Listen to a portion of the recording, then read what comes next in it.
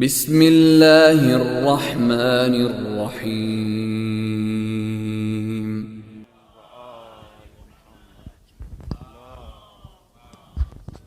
صلی اللہ محمد رحم اللہ من قرأ الفاتحہ بسم اللہ الرحمن الرحیم الحمد للہ رب العالمین ایاک نعبد و ایاک نستعین اهدنا الصراط المستقیم صراط الذین أنعمت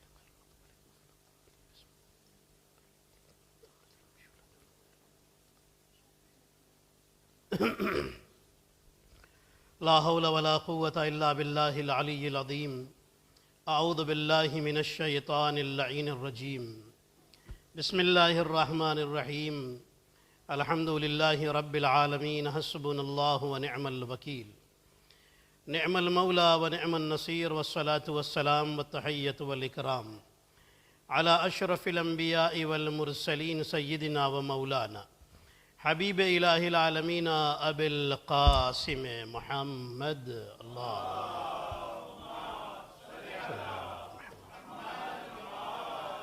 والصلاة والسلام والتحیۃ والاکرام علی اہل بیتہ الطیبین الطاہرین المعصومین المظلومین الغر المیامین سیما بقیت اللہ فی الارضین روحی وارواح العالمین لتراب مقدمہ الفدا اللہم عجل لولیک الفرج اللہم صلی اللہ محمد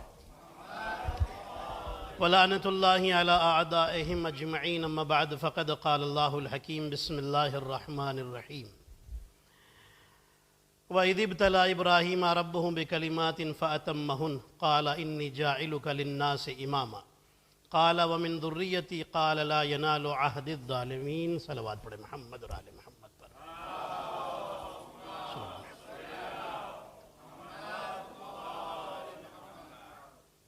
آئیے ہم سب سے پہلے شہداء کربلا علیہ السلام کے سید الشہداء علیہ السلام کے 20ویں کی شب میں امام زمانہ علیہ السلام کی خدمت میں پرسہ پیش کریں اللہم صلی اللہ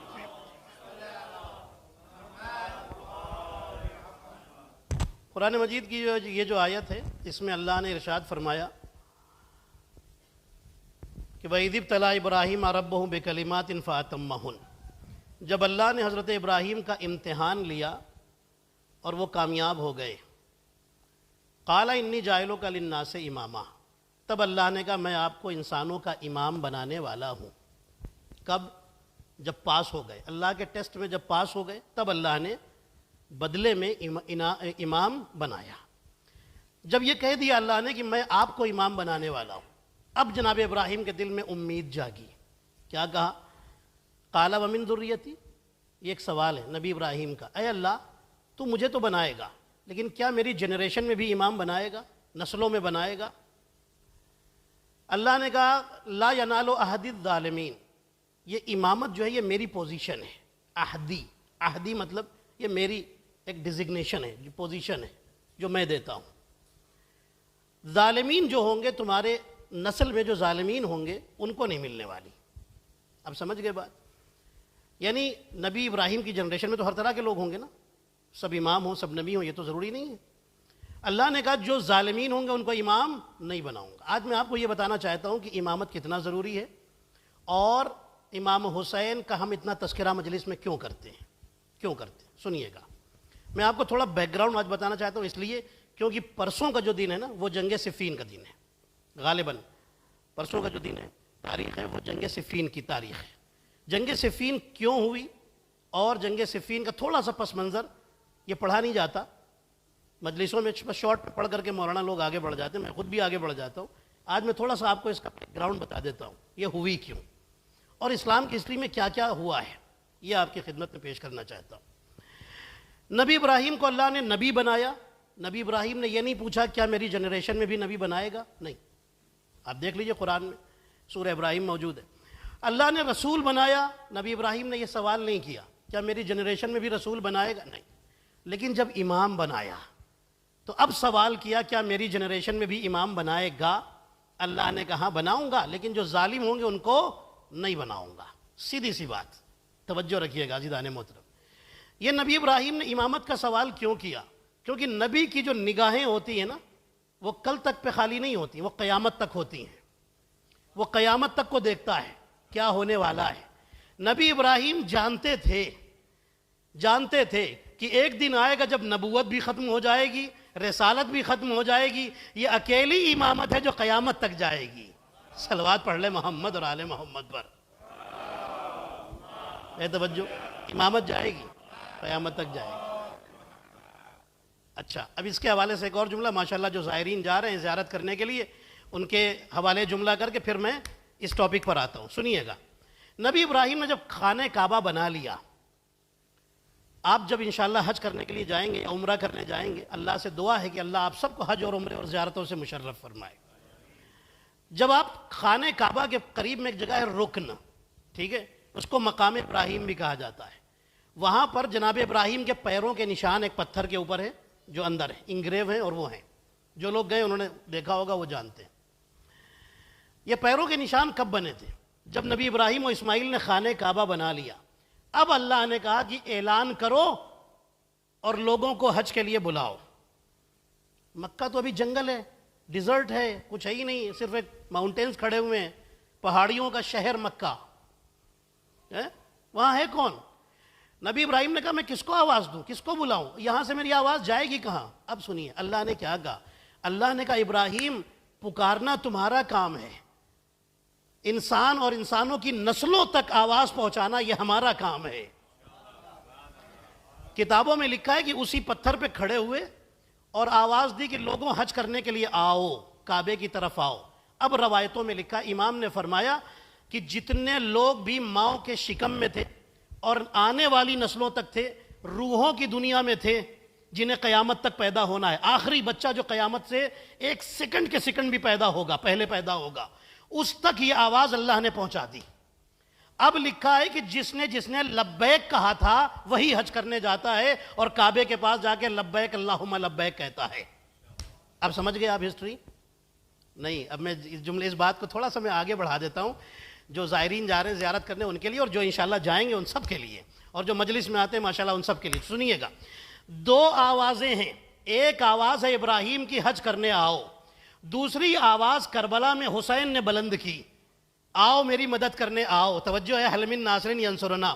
تو اب میں جملہ کہہ دوں، جس نے ابراہیم کی آواز پر لبیک کہا وہ حج کرنے کے لیے جاتا ہے، اور جس نے حسین کی آواز پر لبیک کہا وہ زیارت کرنے کے لیے کربلا جاتا ہے یا حسین کی مجلس سننے یہاں آتا ہے.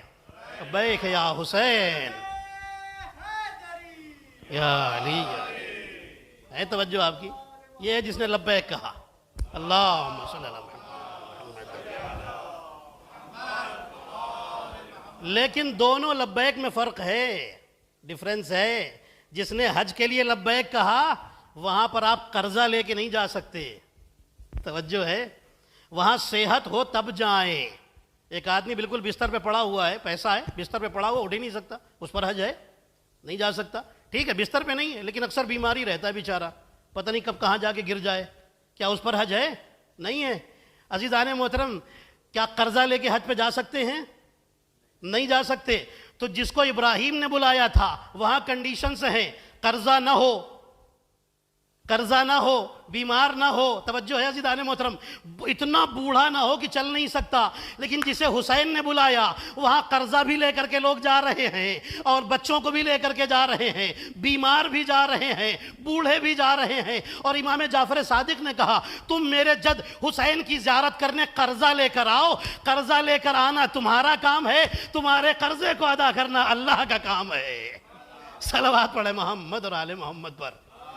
یہ روایتوں میں لکھا ہوا ہے. توجہ کی آپ نے؟ یہ ہے حسین کی فضیلت ہے. روایتوں میں لکھا ہے کہ آسمان کے جو ملینز اور بلینز کتنے بھی فرشتے آسمان پر ہیں، ان میں سے ہر روز ہزاروں کی تعداد میں فرشتے آتے ہیں، حسین کی قبر کا طواف کرتے ہیں اور جاتے ہیں واپس. اور 20 یا 40 ہزار فرشتے پرماننٹ طواف کرتے رہتے ہیں حسین کی قبر کا ہمیشہ. لیکن یہ کچھ فرشتے آتے ہیں، طواف کرتے ہیں اور جاتے ہیں. جو ایک بار جاتا ہے وہ دوسری بار نہیں آ جاتا، اور پھر آتے ہیں، اور یہ سلسلہ قیامت تک جاری رہے گا.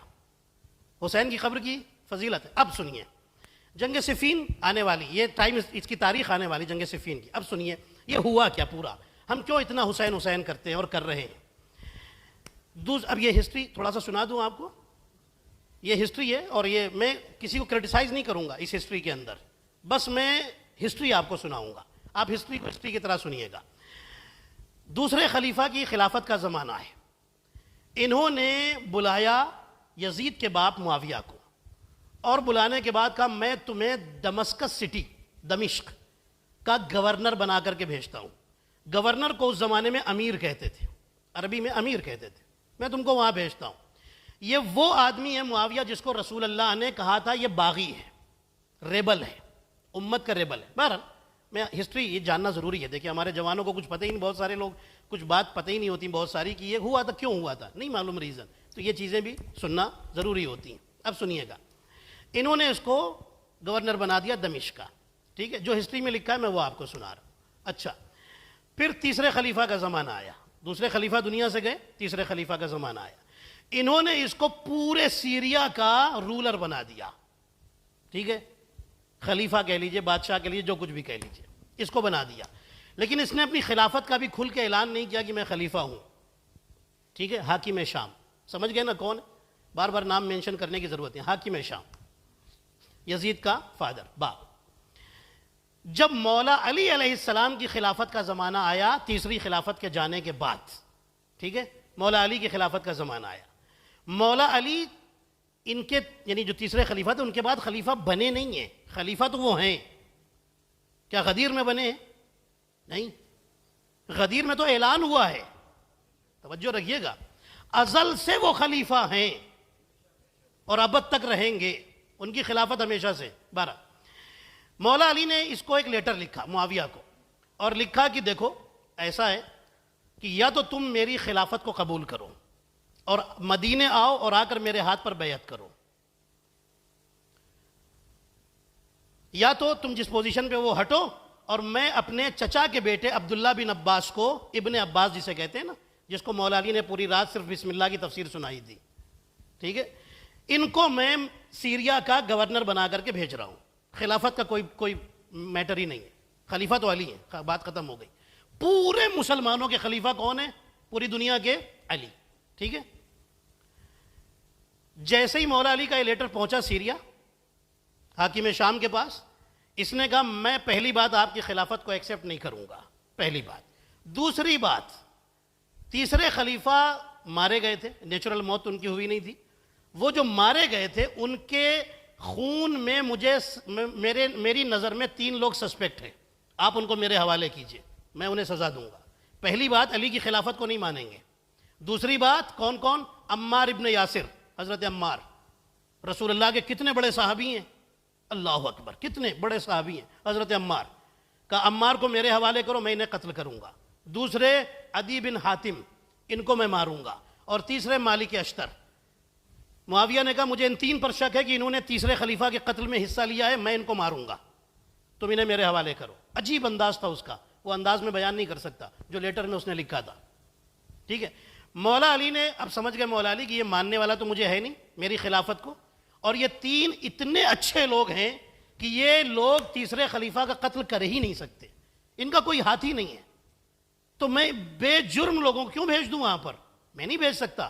مولا علی نے نہیں, دیکھیے مجھے پتا ہے آپ سائلنٹ ہو کے سنیں گے, ہسٹری ہوتی ہے سائلنٹ ہو کے سننے کے لیے. مولا علی نے منع کر دیا, نہیں بھیجوں گا. مولا علی نے پھر فرمایا کہ تم میری خلافت کو قبول کرو, کہنے لگا نہیں قبول کروں گا. اب اس نے چالیں چلنی شروع کی, کانسپریسی شروع کی مولا علی کو پریشان کرنے کی. مولا علی نے مدینہ چھوڑا اور کہاں پہنچے؟ کوفہ. کوفے کو اپنا کیپٹل سٹی بنا لیا مولا امیر المومنین علیہ السلام نے, کیونکہ عراق کے لوگ مولا علی کو چاہتے بھی تھے, بہت سارے چاہتے تھے, بہت چاہتے تھے, محبت تھی انہیں, پیار تھا اہل بیت سے. مولا علی وہاں گئے اور اپنا کیپٹل سٹی بنایا کوفے کو. اب اس نے مولا علی کو لیٹر بھیجا کہ میں آپ سے جنگ کرنا چاہتا ہوں, اس لیے کہ بہت سارے لوگ جو مولا علی کی خلافت کو قبول کر رہے تھے. اس کو یہ امید تھی کہ تیسرے خلیفہ کی خلافت کے بعد لوگ میرے پاس آئیں گے, ہے توجہ آپ کی, اور مجھے خلیفہ ایکسیپٹ کر لیں گے, بات ختم, سارا معاملہ حل ہو گیا.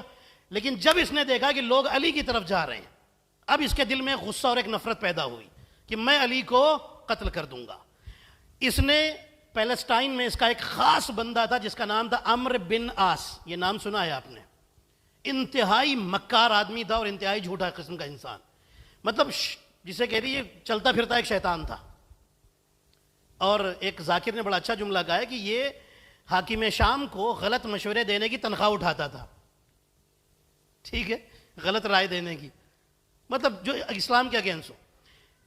اس نے معاویہ نے اس کو, حاکم شام نے اس کو پیلسٹائن سے بلایا کہ تو آ جا, اس لیے کہ میں نے علی کو چیلنج کیا ہے اور جنگ ہونے والی ہے, اور تو اچھا ایڈوائز دیتا ہے مجھے, میرے فائدے کا ایڈوائز دیتا ہے, اسلام کا فائدہ ہو یا نہ ہو, میرا تو فائدہ ہوتا ہے, تو آ جا. اس نے بلایا. مولا امیر المومنین علیہ السلام نے عبداللہ بن عباس کو بھیج دیا تھا بصرہ.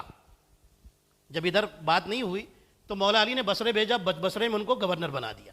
ادھر بصرے سے مولا علی نے ابن عباس کو لیٹر لکھا کہ وہاں سے لشکر لے کر کے آؤ. وہاں جو مولا کے چاہنے والے, اور جو ہر شہر میں آرمی ہوتی تھی, تو وہاں کی آرمی کو لے کر کے آئے. پھر مولا علی نے اصفہان, ایران کے شہر اصفہان, وہاں پر اپنے ایک آدمی کو بھیجا کہ وہاں سے لشکر لے, وہاں چاہنے والے لوگ تھے مولا علی کے, وہاں سے لشکر آیا. اور معاویہ نے بھی بہت ساری جگہوں سے اپنے لشکر کو اکٹھا کیا. روایتیں بتاتی ہیں کہ یہ سارا لشکر کہاں, ادھر سے مولا علی کا لشکر چل رہا ہے اور ادھر سے, اچھا اب اس نے ایک اور بہانہ بنایا حاکم شام نے. جو لوگ بھولے بھالے لوگ ہوتے ہیں نا ہر جگہ پر, ان کو سمجھایا کہ دیکھو ہم تیسرے خلیفہ کا ریونج لینے جا رہے ہیں علی سے, اس لیے کہ علی کی آرمی میں وہ لوگ ہیں جنہوں نے تیسرے خلیفہ کو مارا تھا, اور تیسرے خلیفہ کو مارنے میں کوئی ہاتھ نہیں تھا ان لوگوں کا, صرف ایک بلیم کیا تھا, تہمت لگائی تھی تاکہ ایک جنگ کا بہانہ مل جائے اور سپورٹر پیدا ہو جائے. ٹھیک ہے, یہ لے کر کے بالکل سیریا اور عراق کے بارڈر پر, آپ تقریباً آپ نے دیکھا ہے وہ جگہ, جو لوگ زیارت پہ گئے ہیں سیریا انہوں نے ضرور دیکھا ہے. جو لوگ حلب اور رقہ جاتے ہیں زیارت کرنے کے لیے, وہیں پر وہ مقام ہے جہاں جنگ صفین ہوئی تھی, جہاں ہوئی تھی وہ جگہ آج بھی موجود ہے.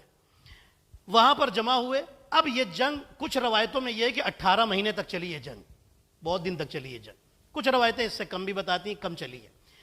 مولا امیر المومنین علیہ السلام نے مالک اشتر سے کہا دیکھو جنگ میں ہم پہل نہیں کریں گے, شروع نہیں کریں گے جنگ, اس لیے کہ ہم اہل بیت ہیں, کبھی بھی ہم جھگڑے شروع نہیں کرتے, جب ہم پر حملہ ہوتا ہے تب ہم ڈیفینڈ کرتے ہیں.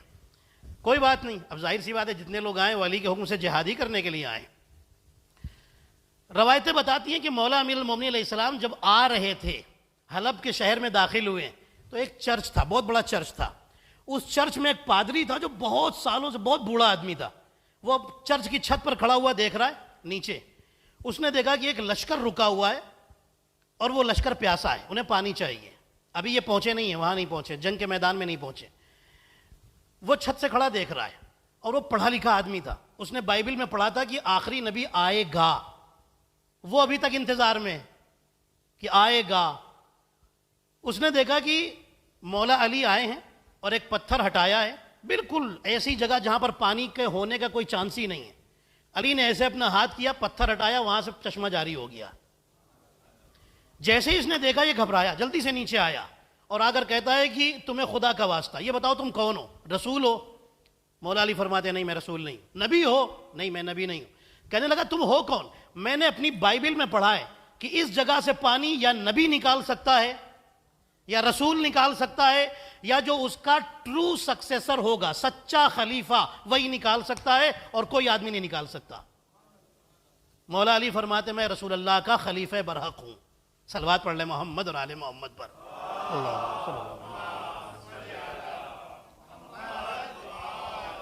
اب روایتیں بتاتی ہیں کہ سارے لشکر نے پانی پیا. پانی پینے کے بعد پھر یہ لشکر آگے بڑھا, ادھر سے معاویہ کا لشکر, حاکم شام کا لشکر. اور اب روایتیں بتاتی مولا علی نے ایک جگہ پر سب کو روکا, اور روکنے کے بعد فرمایا میرے لشکر کا بھی ایک سپاہی باقی ہے. لوگوں میں ایک غصہ ہے, یزید کے باپ کے خلاف غصہ ہے کہ علی کے خلاف, علی کو خلیفہ کیوں نہیں مانتا یہ. ابھی دیکھیے محبت بھی میں دکھا رہا ہوں اور ان کی بے وفائی بھی ابھی آپ کو بتاؤں گا کہ یہ کون تھے مولا علی کے لشکر میں. اتنا جوش ہے, یا علی جلدی چلیے, یا امیر المومنین جلدی چلیے, ہم اس کا قصہ ختم تمام کر دیں. مولا علی فرماتے ٹھہر جاؤ. ایک جگہ مولا علی نے روکا, ابھی ایک میرا سپاہی باقی ہے. اللہ اکبر. عاشور کی رات بھی حسین نے اسی لیے مہلت مانگی تھی ایک رات کی, کیونکہ حر کو آنا تھا. علی کس کا انتظار کر رہے ہیں؟ اویس قرنی کا. ابھی اویس قرنی یمن سے آنے والا ہے. کتنا بڑا عاشق رسول تھا اویس قرنی, جانتے ہیں آپ؟ اویس قرنی وہ ہے حضرت اویس قرنی وہ ہیں کہ جب سنا کہ جنگ احد میں رسول کے دانت ٹوٹ گئے ہیں تو انہوں نے پتھر اٹھا کے اپنے سارے دانت توڑ لیے تھے رسول کی محبت میں.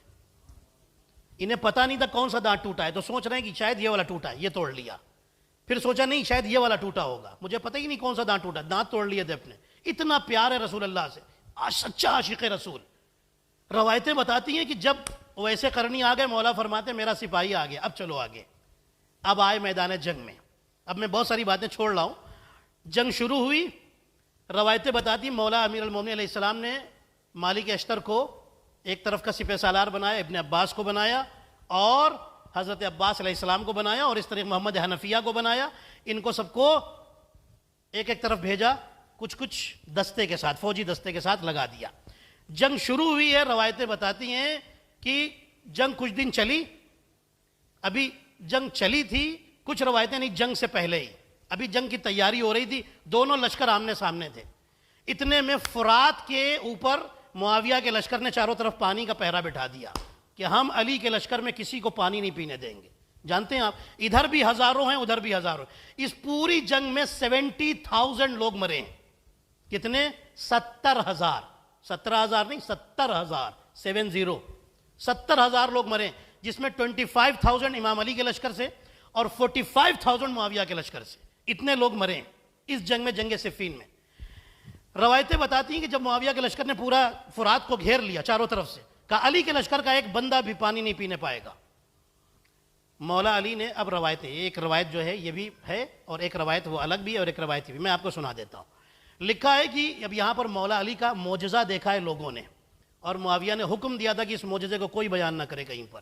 اس نے آرڈر دیا، یہ تو دور خیمے میں بیٹھا ہوا ہے، اس کے سپاہی ادھر لگے ہوئے ہیں، پوری نہر فرات کو اپنے کنٹرول میں لیے ہوئے ہیں.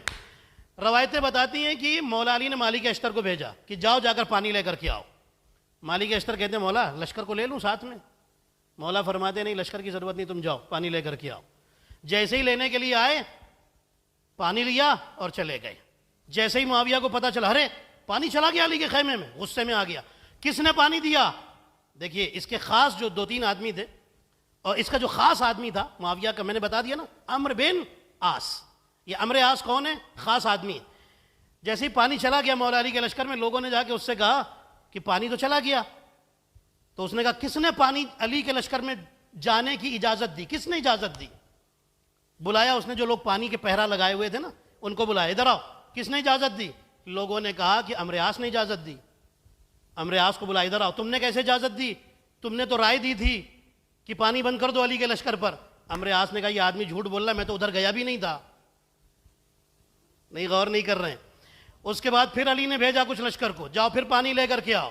پھر پانی آ گیا. پھر معاویہ کو پتا چلا، اس نے بلایا، کس نے پانی جانے کی اجازت دی؟ جو پانی کی سیکورٹی پر لگے ہوئے تھے انہوں نے کہا یزید نے، آپ کے بیٹے نے. اس نے یزید کو بلایا، یزید نے کہا میں تو ادھر گیا بھی نہیں. تیسری بار اب معاویہ سمجھ گیا، کہنے لگا سنو، اب جو بھی آئے پانی مانگنے نا، تو اگر ہم میں سے کوئی نظر آئے اس سے کہنا کوئی نشانی دو اپنی، تاکہ پتا چلے.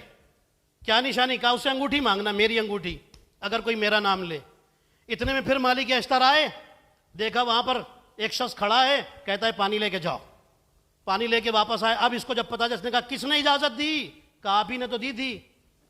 کہا میں نے اجازت کہاں دی؟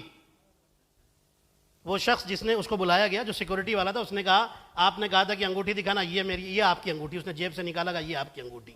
اب جو ہاتھ دیکھا تو انگوٹھی غائب تھی. جیسے ہی معاویہ نے سنا تو اس نے فوراً اپنے لوگوں سے کہا ھذا من عجائب علی ابن ابی طالب، یہ علی عجیب و غریب معجزے دکھاتا ہے، یہ علی کا معجزہ ہے. صلوات پڑھے محمد اور آل محمد پر. غور کیا آپ نے؟ علی عجیب و غریب معجزے دکھاتا.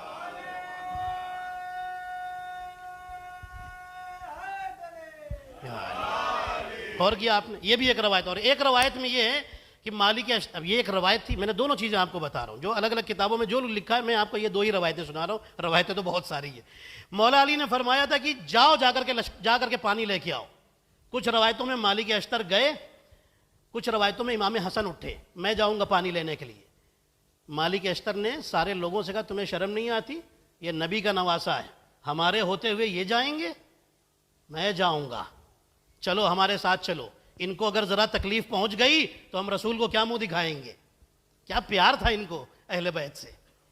اس لیے مالک اشتر کچھ لوگوں کو گئے لے کر کے حملہ کیا، پانی لے کر کے آئے.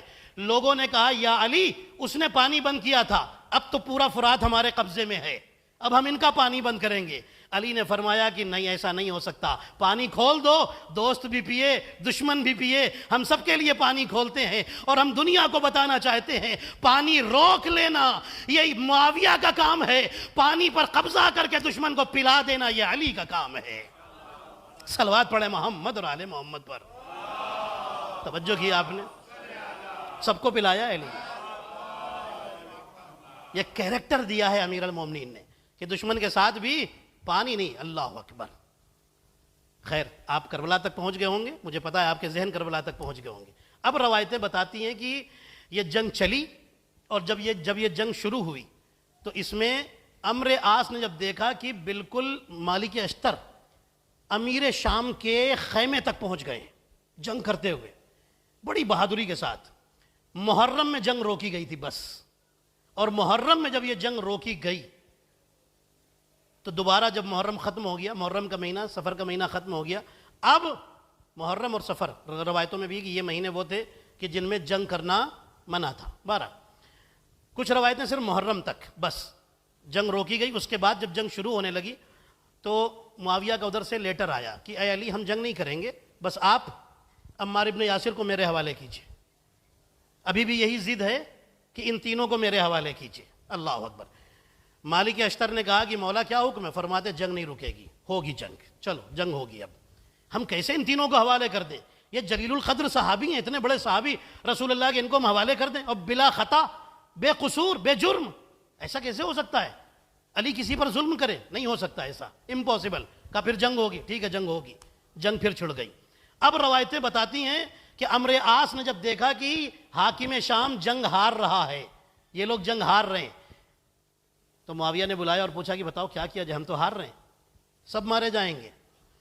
اب عمرو عاص نے کہا کہ ایک آئیڈیا ہے، قرآن کو کپڑے میں لپیٹو، یا چمڑے میں لپیٹا گیا یا کپڑے میں لپیٹا گیا، اور نیزے کے اوپر اس کو باندھا گیا، باندھ کر کے اٹھایا گیا اور کہا یہ قرآن ہمارے بیچ میں فیصلہ کرے گا، جنگ روک دو. اب جب قرآن کو نیزے پر اٹھایا گیا، نیزہ سمجھتے ہیں نا، اس پیرو جو پھینک کے مارا جاتا تھا، اس نیزے کے اوپر، نیزے کے بازو میں قرآن باندھا گیا ہے اور اٹھایا گیا ہے ایسے کہ یہ قرآن ہمارے بیچ میں فیصلہ کرے گا، ہمیں جنگ نہیں کرنی. جیسے ہی قرآن اٹھایا گیا، اب یہاں مولا علی کے لشکر میں ڈیویژن ہو گیا. جو لوگ لڑ رہے تھے نا، اب انہی میں ڈیویژن ہو گیا. کچھ لوگ کہہ رہے تھے کہ یا علی آپ بتائیے کیا کہتے ہیں. امیر المومنین فرماتے ہیں یہ دھوکہ ہے، یہ عمرو بن عاص کا دھوکہ ہے، اس دھوکے میں نہیں آؤ. یہ قرآن سے کوئی فیصلہ نہیں کریں گے، انہیں اپنی حکومت بچانی ہے، انہیں اپنی جانیں بچانی ہیں، تم لوگ لڑو، جنگ کرو. کچھ لوگ کہنے لگے، جو بھولے بالے تھے نا، بھولے بالے نہیں، بے وقوف کہیے، بھولا بھالا کبھی علی کا دشمن نہیں ہو سکتا ہے. اور یہ ایسے لوگ تھے مولا علی کے لشکر میں جنہوں نے کہا یا علی اب قرآن بیچ میں آ گیا ہے، اب کوئی جنگ نہیں ہوگی، روکیے جنگ روکیے. علی کے لشکر میں کہہ رہے ہیں جنگ نہیں کرنی ہمیں، یہ قرآن ہمارے بیچ میں فیصلہ کرے گا اور یہ حکم قرار پائے گا. اسی کو کہتے ہیں حکمیت. ٹھیک ہے، حکم مطلب ہوتا ہے قاضی، جج. یہ قرآن جج بن گیا ہے. ارے کہاں سے جج بن گیا بھائی؟ اب روایتیں بتاتی ہیں کہ اویس قرنی کا اب یہاں پر کام شروع ہوا. اویس قرنی، کچھ لوگ معاویہ کے لشکر سے ٹوٹ کے علی کے لشکر میں جب سامنے آئے تھے نا، دونوں لشکر ٹوٹ کے آ گئے تھے، اور ان لوگوں سے جب معاویہ نے پوچھا تم کہاں جا رہے ہو، کہنے لگے رسول نے کہا تھا کہ اویس جس لشکر میں ہو وہ لشکر سچا ہوگا.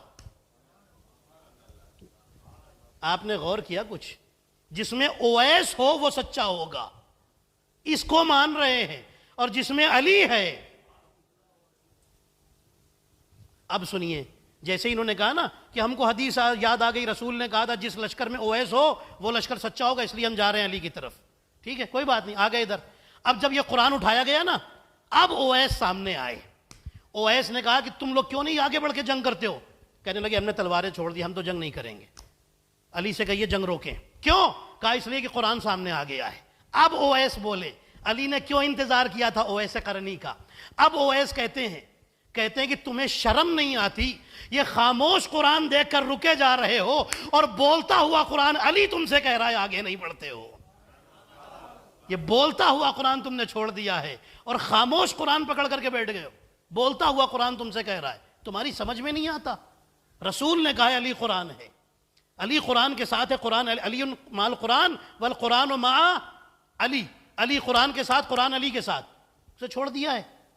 کہنے لگے کہ نہیں ہمیں تو جنگ نہیں کرنی۔ اب سنیے، یہ گروپ الگ ہوا، اس گروپ کا نام ہے خارجی، ٹھیک ہے، خوارج۔ یہی وہ ہیں کہ انہی میں کا تھا ابن ملجم، ٹھیک ہے۔ میں نے بہت ساری باتیں چھوڑ دی ہیں جنگ کی، پھر کبھی انشاءاللہ، کیونکہ مجھے بس یہاں پہ بات روکنی ہے جنگ صفین کی۔ اسی میں تھا ابن ملجم جس نے مولا علی کے سر پر حملہ کیا تھا، اور یہی وہ گروپ بنا جنہیں مارقین کہا جاتا ہے۔ مولا علی نے نہج البلاغہ میں خطبہ ارشاد فرمایا، جو نہج البلاغہ میں خطبہ ہے مولا کا، سید مرتضیٰ نے اسے لکھا ہے، سید رضی نے اسے لکھا ہے، وہ خطبے میں مولا امیر المومنین علیہ السلام نے ان مارقین کے بارے میں بتایا ہے۔ 3 گروپ ہوئے تھے، مارقین، قاستین اور ناکثین، یہ 3 گروپ بنے تھے۔ یہ مارقین وہی گروپ تھے جنہیں خارجی کہا جاتا ہے، اور پھر کچھ جب یہ جنگ صفین ختم ہو گئی نا، اب یہ لوگ علی کے اگینسٹ ہو گئے، اور ان سے پھر علی کی جنگ ہوئی۔ اس جنگ کا نام ہے جنگ نہروان، ٹھیک ہے۔ اس جنگ میں کون لوگ تھے جانتے ہیں آپ؟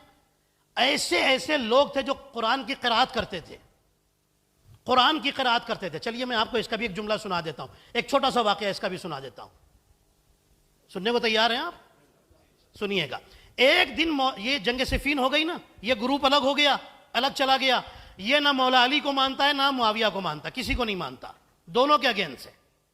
ان کا اپنا ایک اسکول آف تھاٹ ہے، بس انہوں نے خود سے اپنا کریٹ کرنا شروع کر دیا۔ یہ ہے خارجی، حج بھی کرتے ہیں، نماز بھی پڑھتے ہیں، سب کچھ کرتے ہیں، قرآن بھی پڑھتے ہیں۔ مولا علی، یہ جنگ صفین ختم ہو گئی، مولا علی واپس کوفے میں آ گئے۔ ایک دن مولا علی اپنے غلام قمبر کے ساتھ مسجد جا رہے ہیں مولا۔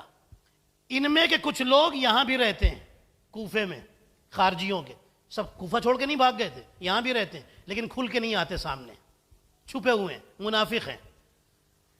مولا علی ایک گھر کے پاس سے گزرے تو گھر کی کھڑکی کھلی ہوئی تھی، اس کھڑکی سے کسی کے قرآن پڑھنے کی آواز آ رہی تھی۔ اب سنیے گا عزیزان محترم، کیا ہے علی کتنے مظلوم ہیں۔ قرآن پڑھنے کی آواز آ رہی ہے، قمبر کہنے لگے مولا کتنا پیارا قرآن پڑھ رہا ہے، کیا قرات کر رہا ہے۔ علی فرماتے اس کو قرآن فائدہ نہیں دے گا، اس کو قرآن فائدہ نہیں دے گا۔ کہنے لگے یا علی کیوں نہیں فائدہ دے گا، اتنا اچھا قرآن پڑھ رہا ہے۔ مولا نے فرمایا جو میں نے کہہ دیا بس وہ مان لو، چلو مسجد چلو۔ مسجد میں لے کے آئے، ادھر علی نے نماز شروع کی، ادھر قمبر پیچھے سے آئے، اپنی چپلیں اٹھائیں اور نکل گئے باہر نکل گئے۔ کہاں جا رہے ہیں؟ اس کا قرآن سننے کے لیے پہنچ گئے، وہاں کان لگا کے قرآن سن رہے ہیں گھر کے باہر کھڑے ہوئے۔ جیسے ہی ان کو پتا ہے کہ نماز مولا کب ختم کریں گے، ادھر نماز ختم ہوئی، قمبر پھر آگے جوائن ہو گئے۔ نماز ختم ہوئی، علی مڑے، فرماتے قمبر قرآن سنائے، یہی تو امام ہوتا ہے جس کے سامنے کوئی پردہ وردہ نہیں ہوتا۔ فرماتے قرآن سنائے، کہاں مولا سن لیا، فرماتے کوئی بات نہیں۔ کچھ دن کے بعد اب ان لوگوں سے جنگ ہوئی جس کا نام ہے جنگ نہروان۔ مولا نے کچھ نہیں بتایا کہ یہ کیسا آدمی ہے، کیا ہے، کچھ نہیں بتایا۔ جنگ نہروان ہوئی، جب جنگ نہروان ہو گئی، جنگ نہروان میں لوگ مارے گئے، منافق مارے گئے خارجی، اور بہت سارے بھاگ گئے چھوڑ کر کے۔ اب جب مارے گئے نا، مولا نے فرمایا چلو، قمبر کو لیا ساتھ میں، چلو میرے ساتھ چلو، چلے ان کی لاشیں دیکھتے ہیں، جن کو مارا ہے ان کی لاشیں دیکھتے ہیں۔ پہنچے ایک جگہ پر، دیکھا ایک آدمی پیٹ کے بل پڑا ہوا ہے، علی کا دشمن۔ علی نے فرمایا قمبر اس کے جنازے کو، اس کی باڈی کو سیدھا کرو۔ جیسے ہی سیدھا کر کیا، علی فرماتے ہیں یہ وہی ہے جس کا تم اس دن قرآن سننے گئے تھے، یہ وہی ہے جو علی سے لڑنے آیا تھا، علی کو قتل کرنے آیا تھا، علی کو مارنے کے لیے آیا تھا۔ کہنے لگے مولا، اب یہاں پہ توبہ کیا، استغفار کیا، مولا معاف کر دیجئے، مجھے نہیں پتا تھا یہ آپ کا دشمن ہوگا۔ آپ نے غور کیا کیسے انہوں نے، معرفت ان کو نہیں تھی، علی کو پہچانا نہیں تھا۔ اصل میں ساری بات یہ تھی۔ یہ زمانہ، اب آپ نے اندازہ لگا لیا کتنا کریٹیکل زمانہ ہے علی کے سامنے۔ اب زمانہ آگے بڑھا، امام حسن کا ٹائم کتنا ڈیفیکلٹ ہے، میں بس ایک دو جملے کہہ کر کے اور پھر تقریر کو ختم کر رہا ہوں۔ زمانہ اور آگے بڑھا، امام حسین کا ٹائم آ گیا۔ امام حسین کا ٹائم آیا ہے، کون ہے؟ معاویہ نے مرتے مرتے اپنے بیٹے کو خلیفہ بنایا، خلیفہ، سیدھا سیدھا خلیفہ، نو گورنر کچھ نہیں، سیدھا خلیفہ۔ اور لوگوں سے کہا آ کر کے بیعت کرو، ہاتھ ملاؤ اور کہو کہ I am agree with you, میں تمہارے ساتھ ایگری ہوں، چلو ٹھیک ہے۔ کون ہے یہ یزید؟ یزید کا کیریکٹر باپ کے زمانے سے ہی خراب تھا، بدنام تھا۔ اپنے بیٹے کا نام اچھا کرنے کے لیے اپنے ہی زمانے میں معاویہ نے اپنے بیٹے یزید کو ایک سیریا کے لوگوں کا گروپ بنایا کہ یہ لوگ حج کرنے جائیں گے. ان کا گروپ لیڈر بنایا حج والوں کا یزید کو, تاکہ سب کو پتا چلے بہت بڑا حاجی ہے. کیا پتا بھائی حج حاجی کی شکل میں پاجی ہے, حاجی ہے بہت بڑا, جاؤ. یہ شخص کہنے لگا سارے لوگوں سے, یہ یزید کہتا ہے مکے تو بعد میں جائیں گے, پہلے چلتے ہیں رسول کی قبر پر. لے کر کے آیا, مدینے میں پہنچا ہے یہ, اور اس نے چھپا کر کے جو شراب کی بوتل لایا تھا اسے باہر نکالا, لوگوں کے سامنے شراب پینی شروع کی. سوچیے آپ کیا ہے, میں آپ کو یہ حالات بتا رہا ہوں کہ کیا حالات ہیں. اور حسین, میں نے کیا آپ کی خدمت میں جملہ کہا تھا کہ ہم اتنا حسین حسین کیوں کرتے ہیں, ہم گلیوں میں, سڑکوں پر, جلوس میں, ہر جگہ حسین حسین کیوں کر رہے ہیں آج, کیوں کر رہے ہیں. اس نے شراب کی بوتل نکال کے پی, فوراً ایک آدمی جو تھا مذہبی, تھوڑا مذہبی آدمی تھا وہ, چاہے جیسا بھی رہا ہو, مذہبی کیا ہے اسے مذہبی کہیں, کچھ بھی کہہ لیجئے آپ, وہ فوراً باہر نکلا اور سیدھے اپنے گھوڑے پہ بیٹھ کے اس نے کہا اب میں حج نہیں کروں گا, پہلے جا کر کے باپ کو بتاؤں گا تیرے بیٹے نے کیا کیا ہے مدینے میں, رسول کے مدینے میں. اس نے جا کے شکایت کی. اب سنیے, ادھر شکایت ہوئی, اس کو کوئی پرواہ نہیں ہے. اس نے کہا ٹھیک ہے. ادھر سے آدمی آیا اور تیزی کے ساتھ آیا سیریا سے, اور کہا کہ تیرے باپ نے یہ لیٹر بھیجا. اس نے لیٹر پڑھا, اس میں لکھا کہ میں نے سنا ہے تو نے مدینہ رسول میں بیٹھ کر کے شراب کی بوتل کھول کے شراب پی ہے, یہ کام نہ کرنا ورنہ تیرا نام خراب ہوگا, میں تجھے اپنے بعد خلیفہ بنانا چاہتا ہوں. خیر, معاویہ مر گیا, یزید خلیفہ بن گیا. یزید خلیفہ بنا سن 60 ہجری 60 ہجری میں معاویہ مر گیا. ٹھیک ہے, 61 ہجری شروع ہوا ہے اور یزید خلیفہ بن گیا, باپ کی جگہ پر آ گیا. اب سنیے اس نے جو کام کیا ہے. قرآن کی آدھی آیت نکالتا تھا ادھر سے, آدھی ادھر سے. ایک آیت میں لکھا ہے کہ نماز کے, ایک آیت میں, صرف آیت کا ترجمہ سنا رہا ہوں, یہ قرآن کی آیت ہے جو میں نے آپ کو سنا دی عربی میں. قرآن کی آیت, نماز کے قریب قریب نہ جانا, قرآن میں لکھا ہوا ہے. ٹھیک ہے, اب اس کے بعد ایک اور آیت کا ٹکڑا نکالا, ویل للمصلین الذین هم عن صلاتهم غافلون. قرآن کی آیت کی لعنت ہے اپنی نماز سے غافل ہیں, مطلب نماز پڑھتے ہیں لیکن غافل ہیں. مطلب نماز پڑھ لیں, نماز کی میننگ نہیں معلوم, نماز پڑھ لیں لیکن پھر بھی گناہوں میں ڈوبے ہوئے ہیں.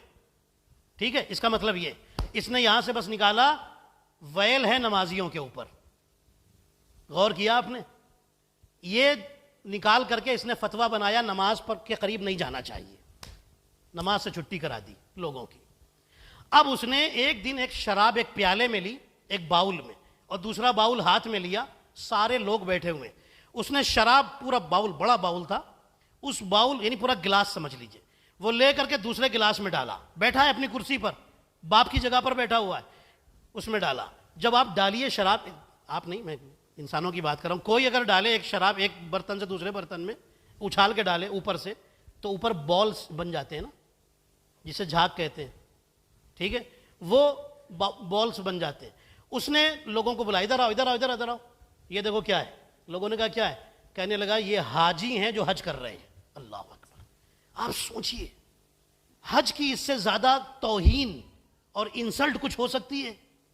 حج کی توہین کر رہا ہے اور کیا کہتا ہے, میں مسلمانوں کا خلیفہ ہوں. میں آپ کو بتانا چاہ رہا ہوں کہ کیا ماحول تھا, آپ سوچئے. اس کے بعد تیسرا جو اس نے فتویٰ دیا, کہا جو اسٹیپ مدر ہوتی ہے اس کے ساتھ شادی جائز ہے, کر لینا چاہیے اسٹیپ مدر کے ساتھ. اب آپ سمجھ گئے, یہ تو میں نے بہت تھوڑی باتیں بتائیں. اس نے اپنے پیلس میں 6 حوضیں بنائی تھی. حوض کہتے ہیں چھوٹا سوئمنگ پول جسے کہہ لیجیے, میں یوں سمجھ لیجیے آپ.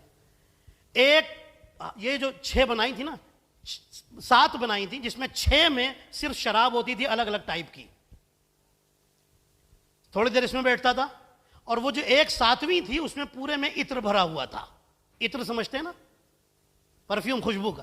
اس میں نکلتا, اس میں بیٹھتا تھا جا کر کے, پھر اس میں سے نکل کے دوسرے میں بیٹھتا تھا, پھر دل چاہا تو دوسرے میں گیا, ورنہ سیدھے نکل کے عطر والی میں جا کے بیٹھتا تھا دیر تک. یہ عیاشیاں تھیں. اور پھر کیا کہتا تھا, میں مسلمانوں کا خلیفہ ہوں.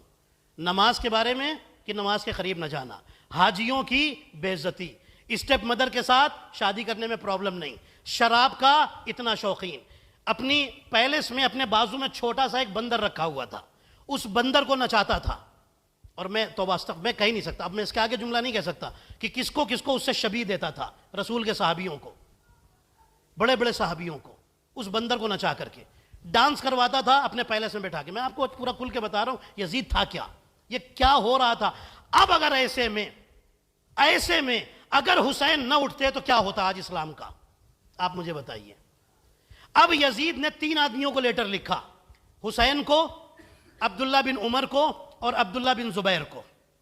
عبداللہ، یہ تینوں مدینہ کے ٹاپ لیول کے لوگ کہے جاتے تھے، ٹھیک ہے، ٹاپ لوگ کہے جاتے تھے. اگر انہوں نے یزید کی بیعت کر لی، ہاتھ ملا لیا، تو مطلب سارے مسلمان تو پھر آ ہی گئے، پھر اور کسی کی کیا حقیقت.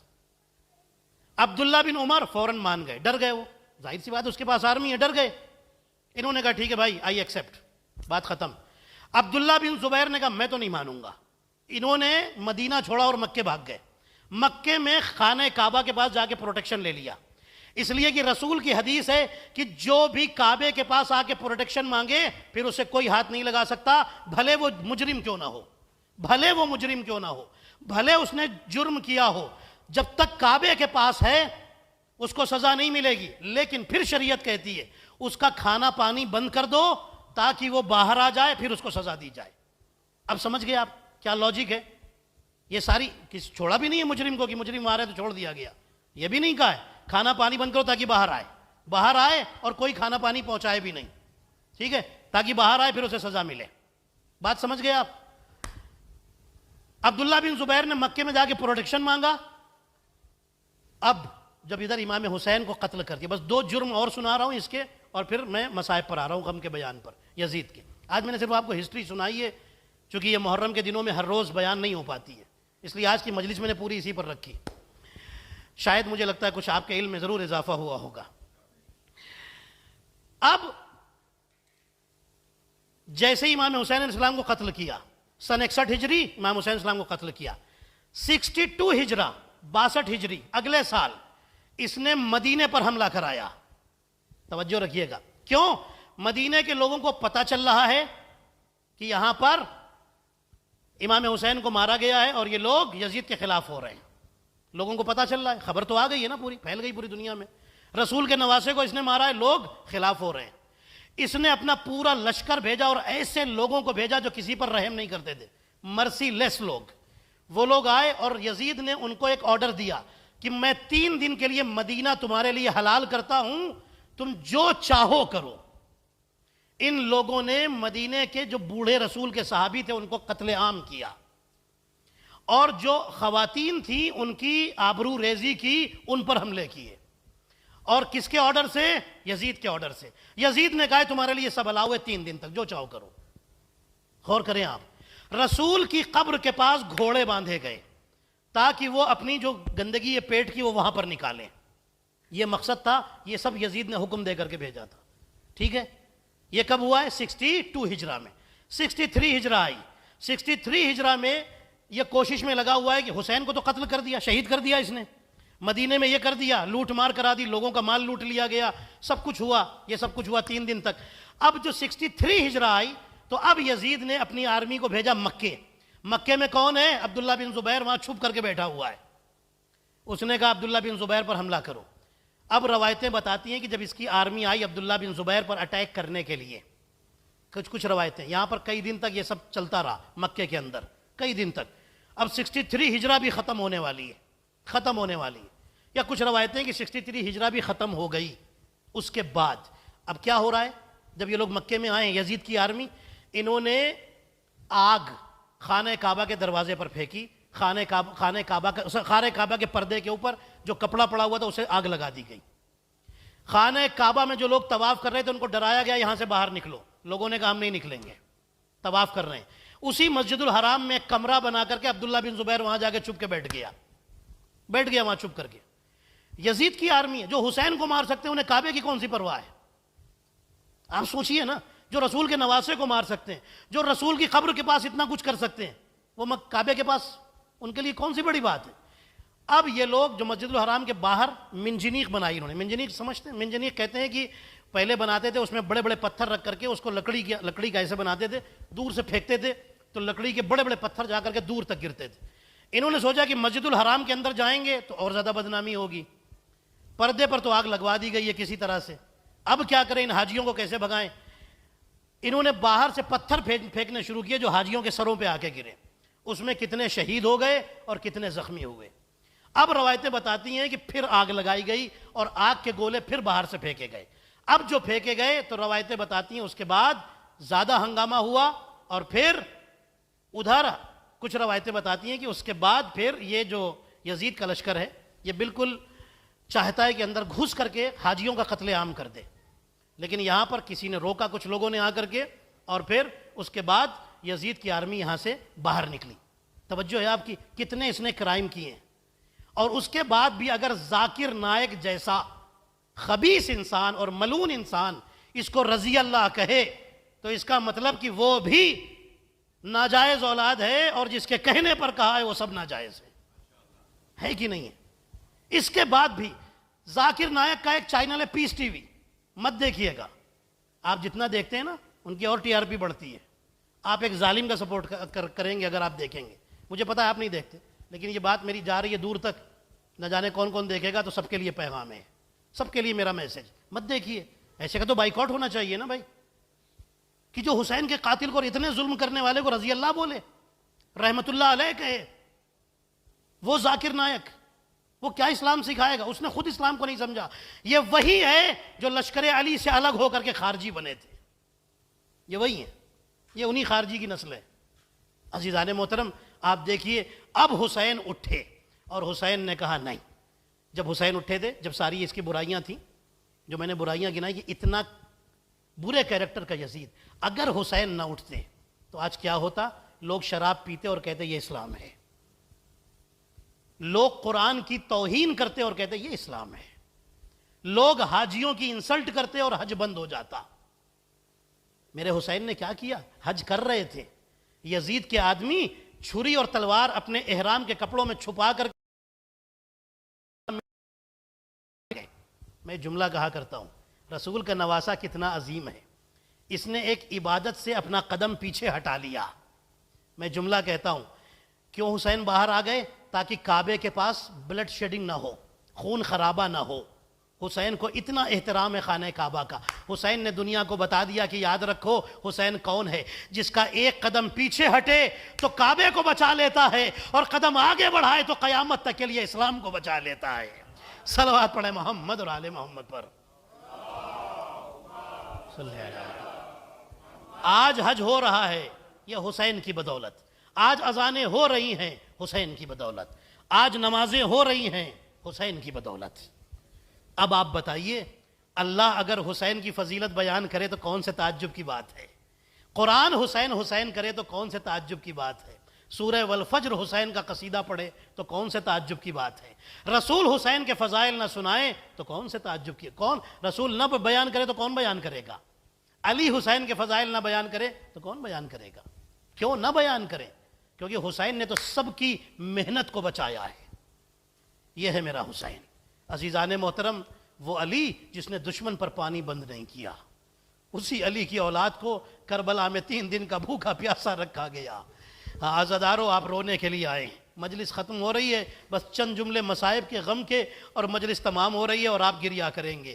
روایتیں بتاتی ہے کہ امام حسین کی شہادت کے بعد جب 11 محرم آ گئی، عزادارو، جب 11 محرم آ گئی، ناقے لائے گئے، عزادارو، بے کجاوا اونٹ لائے گئے، ایسے اونٹ جن کی پیٹھ پر وہ باکس جسے محمل کہا جاتا ہے کچھ نہیں تھے، خالی اونٹ تھے کہ ان پر بیویوں کو سوار کرایا جائے گا، بچوں کو بٹھایا جائے گا، اور اس طرح سے لے جانے کا منصوبہ بن رہا ہے۔ عزادارو، ناقے لائے گئے، ناقے لائے گئے۔ عزادارو، روایتیں بتاتی ہے زینب آگے بڑھی، لشکر یزید کے سپاہی جب ان مخدران عصمت و طہارت کو اونٹوں پر سوار کرنے کے لیے آگے بڑھے نا، زینب آگے بڑھی، فرماتی ہیں ہم آل رسول ہیں، تم نامحرم ہو، دور ہٹ جاؤ، زینب سب کو سوار کرائے گی۔ عزادارو، زینب نے ایک ایک بیوی کو بلایا، رقیہ قریب آؤ، آج زینب سوار کرائے گی۔ زینب نے رقیہ کو ناقے پر سوار کرایا،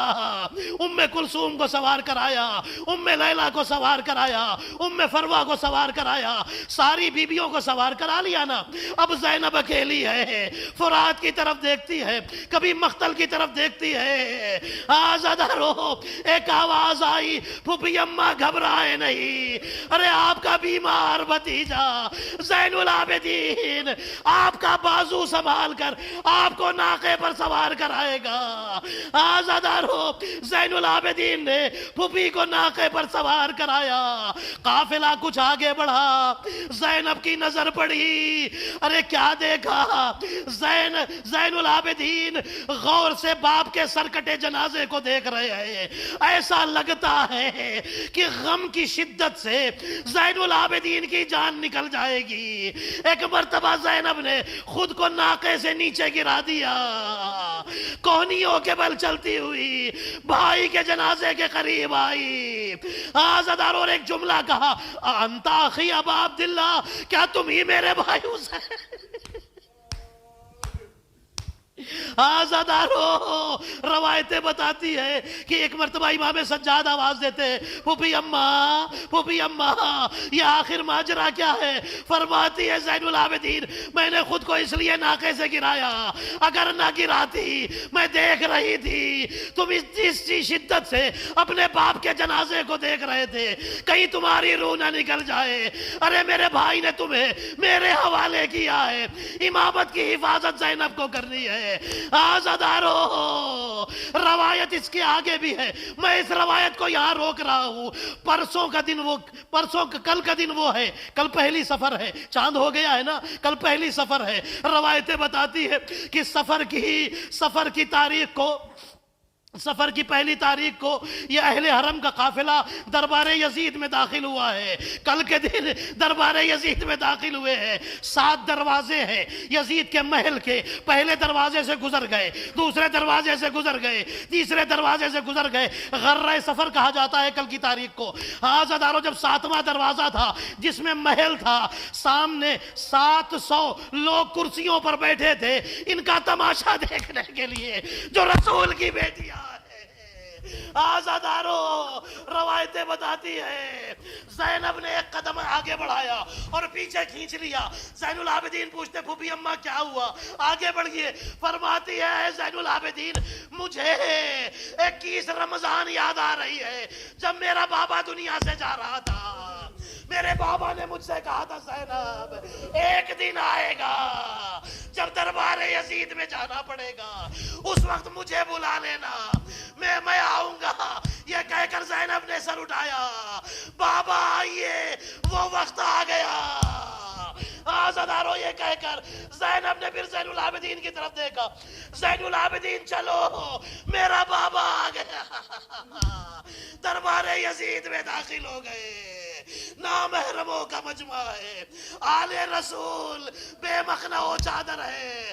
آزادارو، عابد سے جب کسی نے وطن میں کیا کلام، زیادہ مصیبتیں تھی کہا، آپ پر امام رو کر یہ 3 بار کہا، شام شام شام، سر ننگے بیویاں تھی اور گرد اہل شام، بیووں کو دیکھ دیکھ عدو شاد ہوتے تھے، بابا کا سر بھی روتا تھا اور ہم بھی روتے